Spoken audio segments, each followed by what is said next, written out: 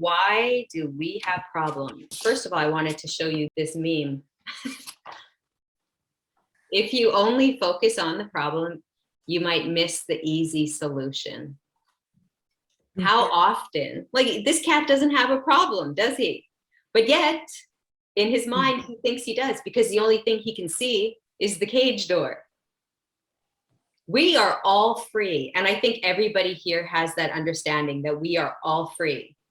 All of us, right? In Christ, we know that we're free, but yet sometimes we can be so focused on the problem that that's all we see is the door, the gate, the lock.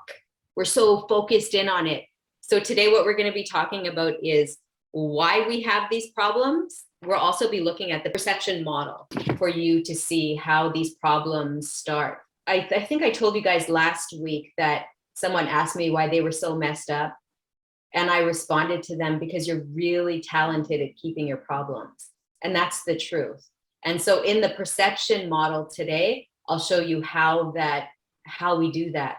So first of all, we're going to look at person A, and we're going to talk about person A. We're going to talk about person B. So person A is the person who thinks on a higher perception. Okay. So we're going to call her she, just because we're all ladies in this group.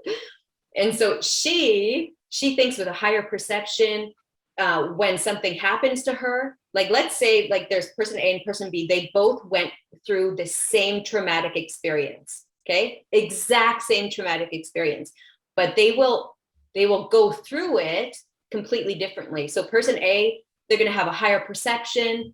They are going to release the emotion. They're going to forgive. They're going to be like heavenly minded, because they know who they are. So they shift through that easily, effortlessly, okay? And then there's person B. Person B is going to invest a lot more time into this traumatic experience. And so what they're going to do is they're going to do something like, let's say right after the traumatic experience, you know, person A, they went through the traumatic experience, but they were so heavenly minded, they made sure that peace, like, that was what ruled in their heart. Okay. They wouldn't allow their heart to get out of peace, and like, not even just a little bit, you know? And then the person B, okay, this is the person who's going to invest a lot into the experience. After the traumatic experience, they might call their spouse, or they might call their partner, whatever. And they're going to tell their partner play by play exactly what happened.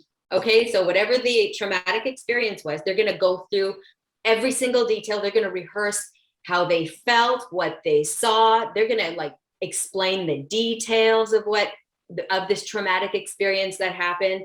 And then, you know, after they hang up the phone, they're on their way home. You know, they might need to fill in some gas, so they're at the gas pump, and someone says, "How are you?" "Well, I'm not really doing that well. I just went through this traumatic experience." And, you know, like, so then they go and they rehearse this whole thing over again. So now, you know, they've played it back twice now, and never mind while they were driving in their car, they were just in a trance thinking about this traumatic experience. Okay. So then they get home, they walk through the door, their spouse is there, and they feel like they need to walk through the experience all over again, because now they're looking at the person face to face. So they go and they rehearse the thing, and they're like, they even add in some details because they're recalling even more. They're recalling more about their experience. And so their spouse leaves, and then they're like, you know what?